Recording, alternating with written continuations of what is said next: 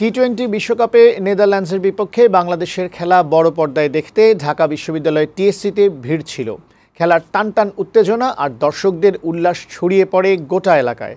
ক্যারিবীয় দ্বীপপুঞ্জের ডাচদের হারিয়ে টাইগাররা শেষ 8-এ জায়গা করে নেবার পথটা সহজ করায় খুশি ক্রিকেট সমর্থকরা।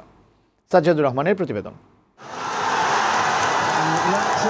ওয়েস্ট ইন্ডিজের সেন্ট ভিনসেন্টে নেদারল্যান্ডসকে হারানোর পর যেমন করে জয় উৎসব করেছে বাংলাদেশ ক্রিকেট দল, ঠিক একইভাবে ঢাকা বিশ্ববিদ্যালয়ের টিএসসিতে ছিল টাইগার সমর্থকদের বাঁধভাঙ্গা জয়ের উল্লাস। নেদারল্যান্ডসকে হারিয়ে বাংলাদেশের শেষ 8-এ যাওয়ার পথটা সহজ হওয়ায় সমর্থকদের খুশির মাত্রাটা তাই একটু বেশি ছিল।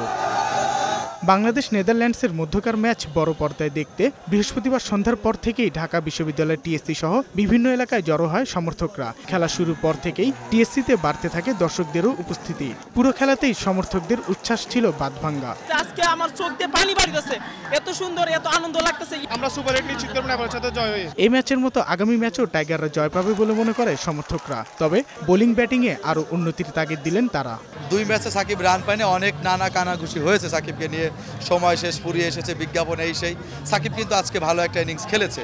এক্সপিরিয়েন্সটা ম্যান্ডেটরি, সেটা সাকিব হোক, মাহমুদুল্লাহ হোক, কিংবা এখন তামিম নেই, তামিমের বেলাও হোক। রিশাদ একবার 2টা উইকেট নিল, এই যে একটা টার্নিং পয়েন্ট, এইখানে ম্যাচটা ঘুরে গেছে। তারপরে ফিজের বল, সে খুব ভালো বল করছে। শেষ 8-এ প্রতিপক্ষ যারাই হোক তাদের বিরুদ্ধে শান্ত সাকিবরা ভালো করবে বলে বিশ্বাস করেন ক্রিকেট প্রেমীরা। অস্ট্রেলিয়া বড় টিম, নিঃসন্দেহে ক্রিকেট অনিশ্চিত খেলা, বলা যায় না, যে কোনো কিছু হতে পারে।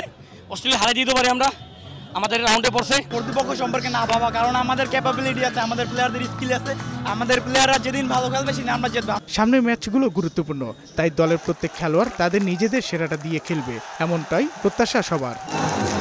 সাজ্জাদুর রহমান, বৈশাখী সংবাদ, ঢাকা।